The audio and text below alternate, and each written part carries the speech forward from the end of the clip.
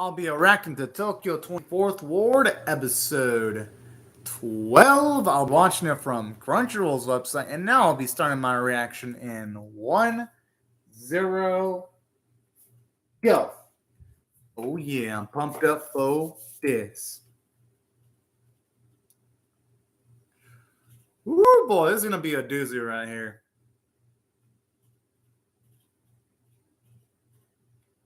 So I always love the animation where you see the inside of the ear. It looks so damn dynamic.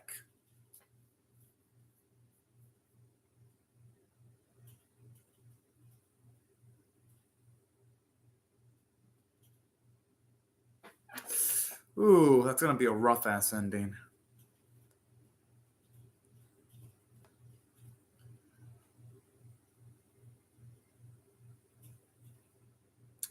That sounds like a rough life, though, considering the living conditions.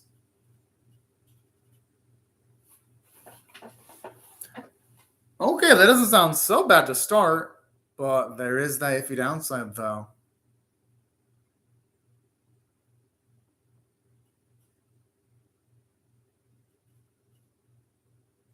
That sounds like a major downside, too, though.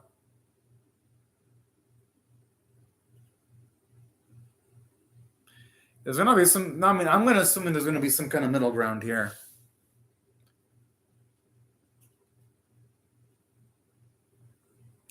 Because I think it'd be way too simple if they were to choose one of the two options presented before them. Because what the series establishes is the fact that Shu always tries to come up with a third solution.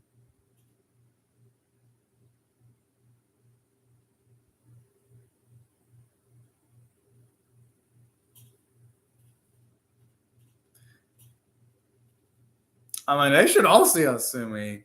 I'm just saying, he can't be the only one hogging seeing Asumi. I mean, whoa. What the fuck? I just love how over the top that shit was.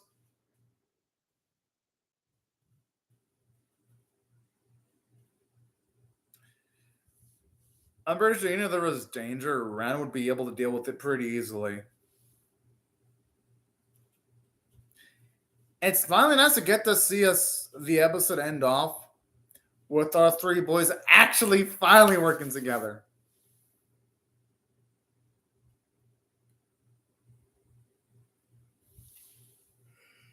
You know what? It looks so over the top, but it actually works.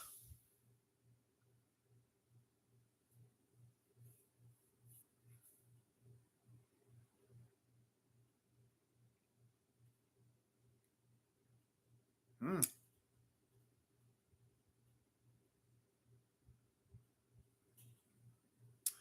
Hell yeah.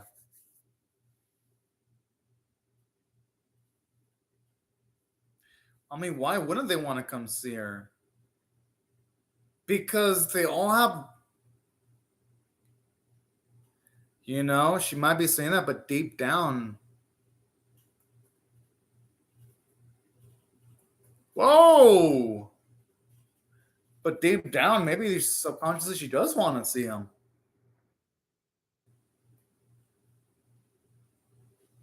I mean, it can't really be any other option. Now the question is, why wouldn't she want to see him? Is he ashamed of her own physical form?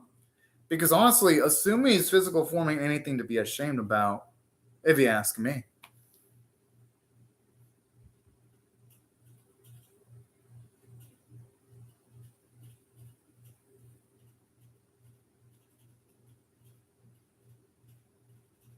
Hmm.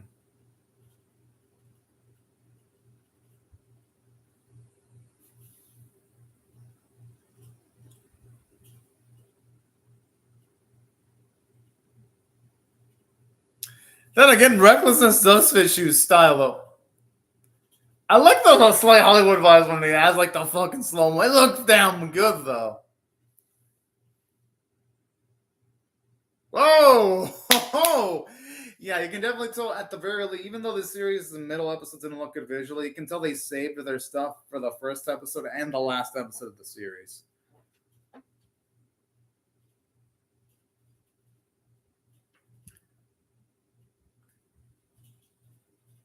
the thing is, that's only fair that they see her off first, then liberate her. The thing is, it probably wouldn't just give her boys closure, but it'd probably give her closure too. Seeing the boys.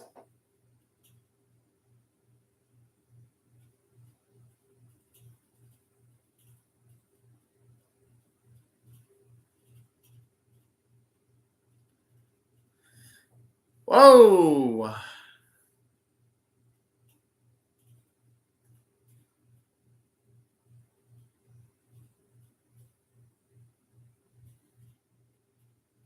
Okay, now I can't wait to see the implications behind this.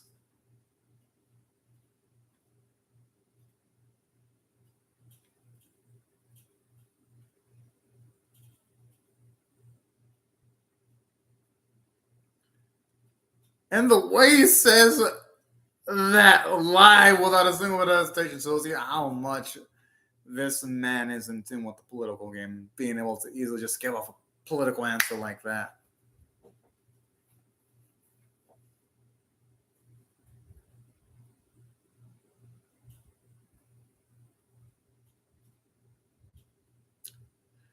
Oh boy.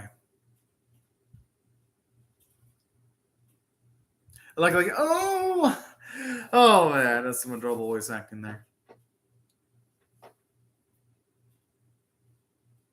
That makes sense because she really wouldn't be able to do much of anything to change the events that are going on. Even if she did shoot, it's not like they're gonna be able to stop him.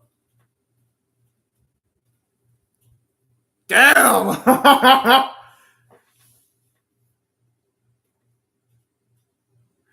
Oh, the other just couldn't even hit him with a bullet.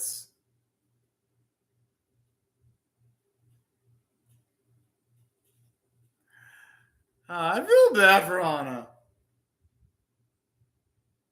But hey, everyone's gotta do what they gotta do.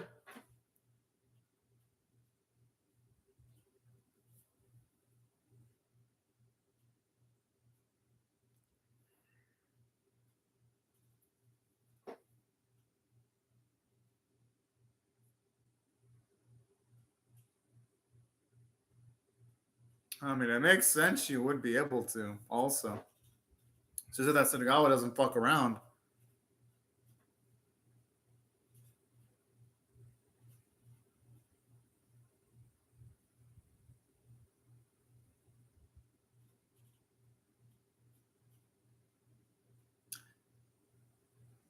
And that's the beauty of, even though it sucks that things have flaws, that's the beauty about flaws, though, because it means there's always room for growth and always room for improvement.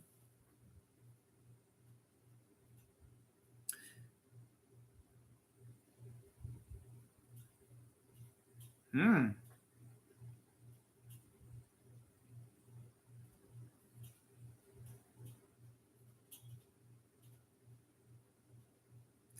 But they wouldn't have been able to get that far without a reckless thing. I mean, without that reckless attitude, though. That's the thing. And I like how cinematic the music sounds, so like the dun dun dun.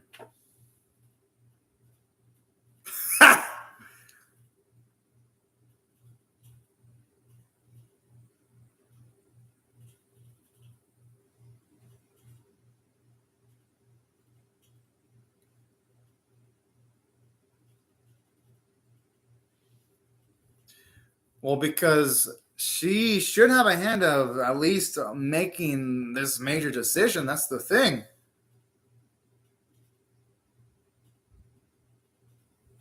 And I like this. It shows you why Asumi has been acting the way she has throughout the whole series and seeing the type of perspective that she's got.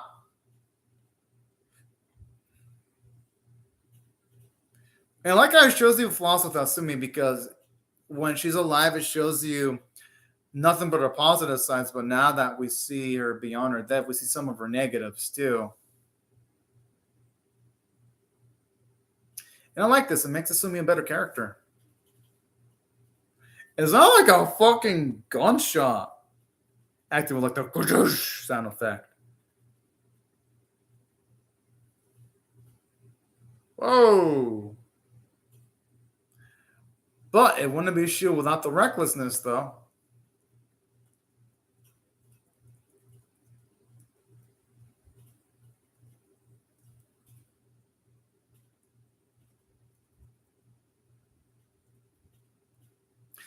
I like how Asumi's bro was able to like hit the nail in the coffin there.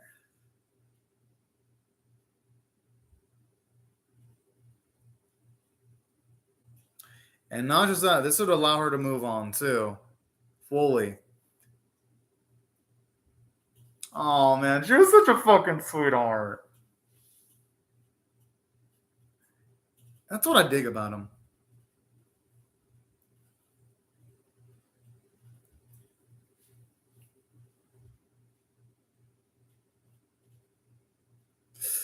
Oh man, it always is tough seeing on somebody's body like that.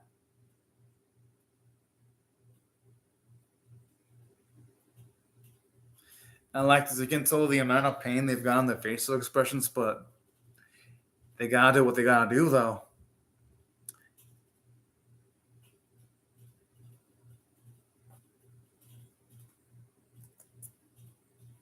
And I love the contrast because in episode one, it was Asumi communicating with the boys, and now it's the boys initiating the communication instead. It's actually is a nice way of mixing shit up.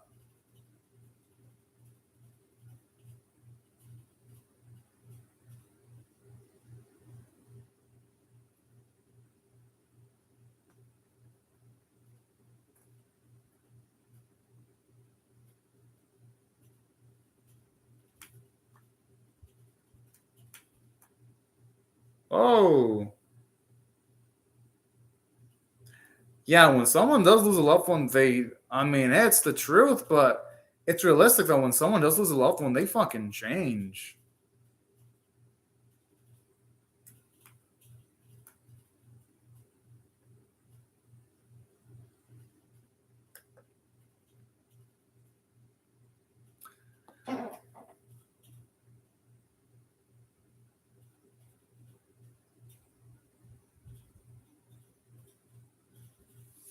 Hmm.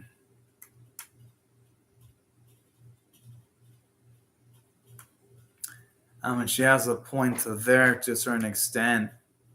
I mean, things in life, there's nothing in life that lasts forever.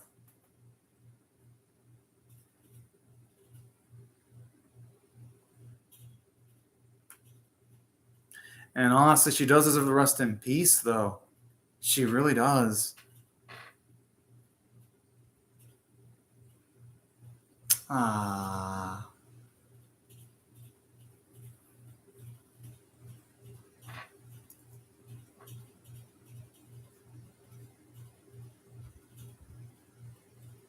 And honestly, yeah, having to see nothing but disasters, not being able to do directly anything about it, would pretty much fuck up almost anyone mentally.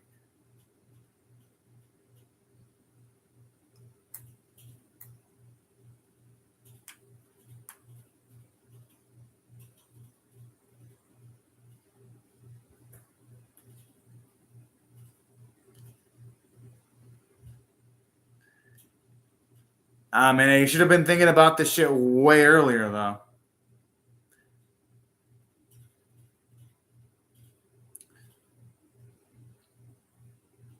It ain't meaningless, though, because she's able to communicate with them one more time. I mean, the thing is, how can they forget about her, though? Like, for one, her brother's not going to forget about her because it's her brother. Ran got into art and partially he's proficient at it due to Asumi, and then Shu is the person that he is because of Asumi. That's why they're not going to be able to forget about her.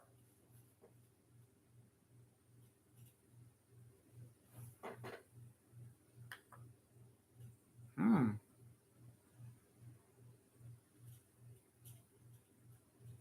Aww.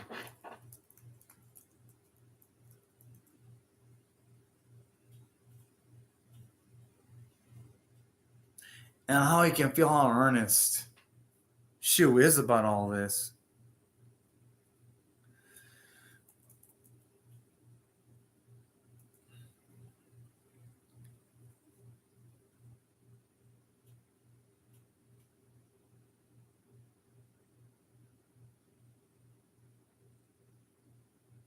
Whoa!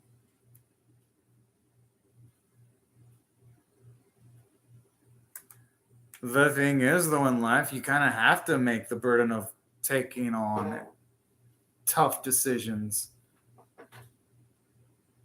I like the message here too. When it comes to like major decisions put towards the future, you shouldn't try to put all the burden on yourself. You should try to spread around the responsibility or burden.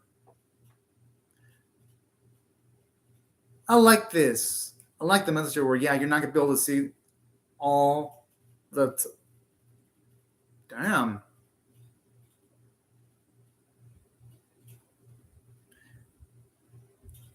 Holy cow! These are. I mean, they're. That's some damn good English. And the answer song puts a bit more weight here to this scene.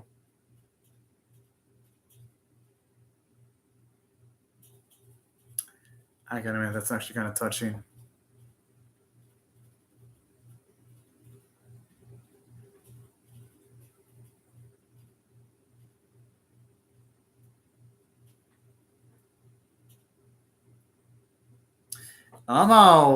As the mood's lifting up, you can see everything become brighter as it's getting a bit more optimistic. Aww. Hearing her say things like that hurts. And he's got to accept it.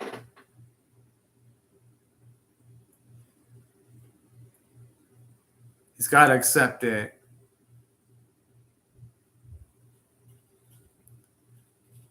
Man, oh man, this is some sad shit right here.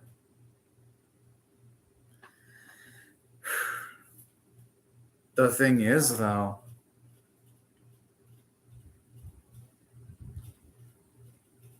oh, okay, now this is showing us that he also loved Asumi too.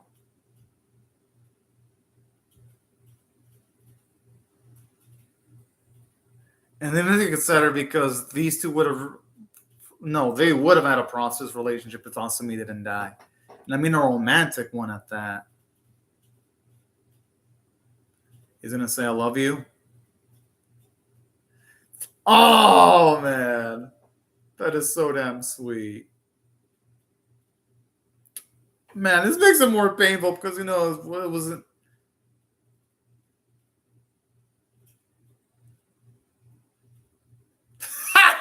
I love how cheeky your brother is there. Ah.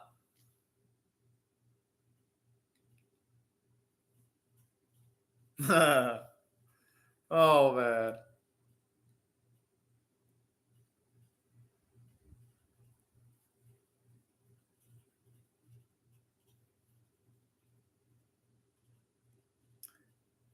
I gotta admit, that's some heartwarming shit right there.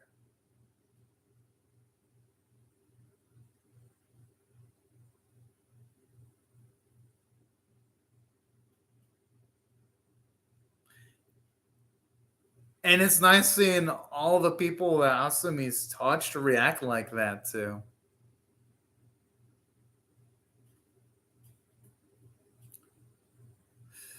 I don't think they should show off like the characters that are super minor though. Kind of feels a little bit out of place when you see everyone say "I love you." If it would have just been limited to Asumi's friends, family members, and family members of Asumi's friends, I'd be like, "All right, yeah, that's nice." But hey, you know what? Even though I had a little cheese, that bit still had strength. Aww. I mean, yeah, her lasting long is already a freaking miracle on itself.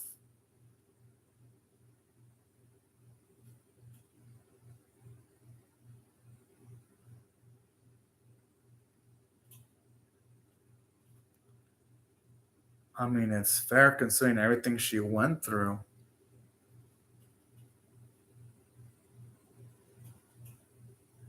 Ah.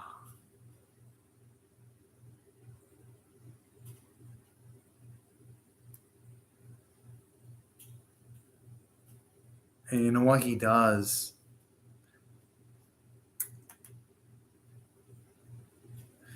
And I love how his friends are there to like help Shu out too.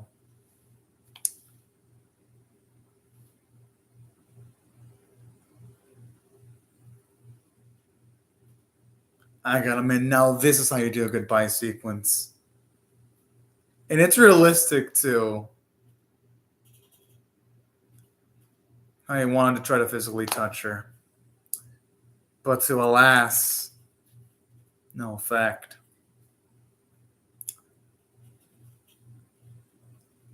I gotta admit that. No, that's a powerful ending right there, like straight up.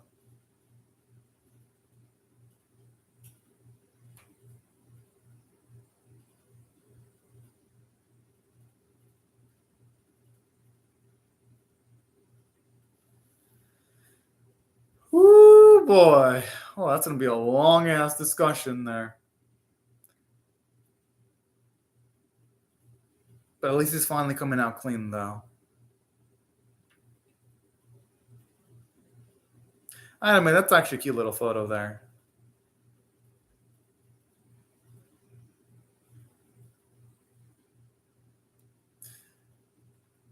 Okay, I like this where you see I like seeing how the daughter became a stronger individual now. That was actually kind of cool.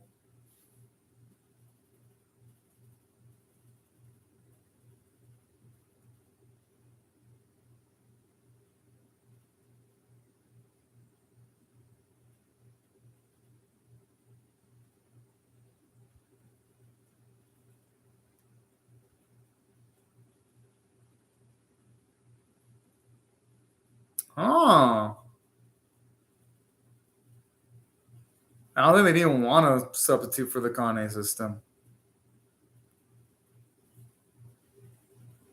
Oh. I'm assuming this version is going to be using humans that are alive, though.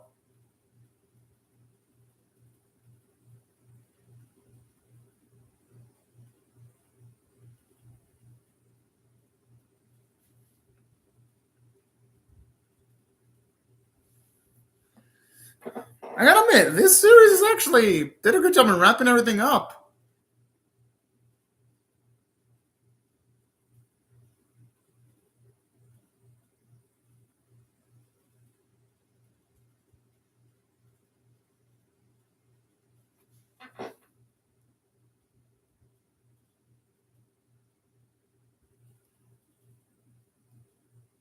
Yeah. I mean, considering that went down, shit, I feel bad for Shoot. That's actually a shocker. You would think at the very least, mother more often at the very least, but I mean, what he went through, it would change almost anyone.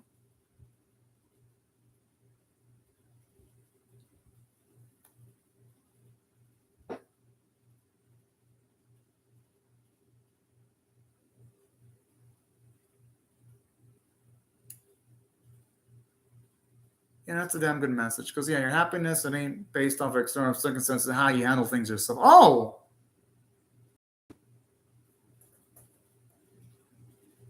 yo, this is a fucking weapon. Oh, that's nice of this bakery and still being a hero towards other people. That's so damn cute. All right. I gotta admit, now that's how you close off a series. Now, if I had to rate this episode, I'm gonna give it a 9 out of 10. It was actually pretty darn good. Let me explain why. This episode had a pretty dang cool emotional impact. Actually getting to see Asumi say goodbye to the boys. I actually really, really dug it. And even though, yes, this episode did have some cheesy shit, like, for example, even some random people saying I love you, even though they had absolutely no pre-established connection with Asumi. At the very least, most sequences in this episode work from an emotional standpoint. Like, obviously, Asumi's goodbye was sad, and seeing her friends and family members cheer up actually got to me. So that's what I thought narratively, the episode mostly worked. Aside from all of that, from a character standpoint, there was a lot of growth. We see Shuta admit that, yes, he did love Asumi romantically, and we see Asumi actually say that she loves Shuta too. I thought that was really sweet and heartwarming. It made it sadder too when she obviously had to move on. That just made it more depressing. So good on this series for doing that, to be able to pull my heartstrings like that. That's why I loved this episode, because it had the guts to end off a bittersweet yet sad at the same time too. So that's why I liked it from a character standpoint. It was also nice getting to see Koki soften up, and also see Ren make a 2.0 version of the Kane system to help further I wouldn't say pursue, but further do things that Awesome would want to be done too. So I like the character progression for him, and I like the character development for Shuta, where he moves on his own to work at a bakery, and he still does heroic activities when he helped out the kid that was in danger. I thought that was a sweet bit there too. So thought it closed off the character arcs pretty well. Voice acting was great, and the animation quality looked damn good too. And that's overall, I really, really dug the episode. Now, if I had to rate the series on a scale of 1 to 10, with 1 being abysmal, 5 being average, and 10 being exceptional, this is where I'm going to have to rate this series a... If I had to be honest, if I had to rate this series overall, I got to give it a 6 out of 10 for above average, but not anything higher than that. Let me explain why. Middle episodes did have some animation issues that kind of make the good amount of the action set pieces look kind of awkward looking. And also, as much as I dug this series, there were some things that were illogical, like when Mirai's foot got stuck on the train track. That kind of was iffy writing.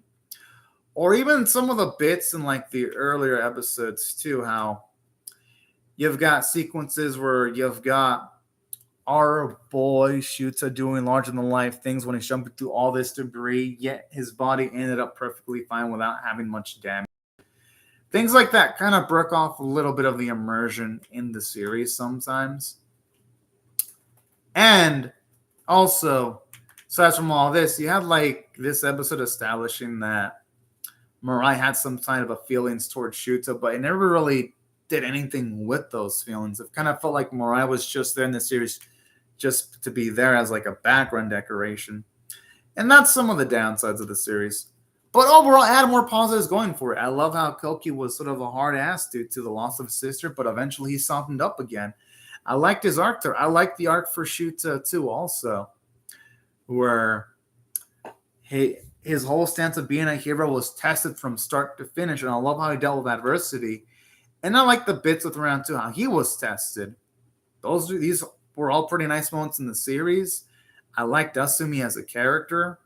Seeing the amount of pain she had to go through, seeing all these incidents, was kind of sad. And it was nice getting to see her finally have a goodbye and say goodbye towards her friends. So it made her pretty memorable. And even though, the series was pretty much inconsistent visually, at the very least, the first and last episode left things on a memorable note. Could have been better overall, but it wasn't anything embarrassingly bad either. Voice acting was great, and that's why if I had to rate the episode over in the series, if I had to rate the series overall, I gotta give it an above average tier of a 6 out of 10 for above average. Yeah, it had some weaknesses, but the series overall was pretty darn enjoyable, if you ask me. But anyways, y'all, these are my thoughts on the episode. I would really love to hear, and the series itself, I would really love to hear your thoughts on how I feel about my reaction or the episode itself in the comment section below. Hope y'all rate the video, share it, comments, and subscribe, and I'll see y'all later if you come back for more. But anyways, y'all, thank you very much for watching my video. Have a fun, great, safe day and night, y'all. Bye-bye.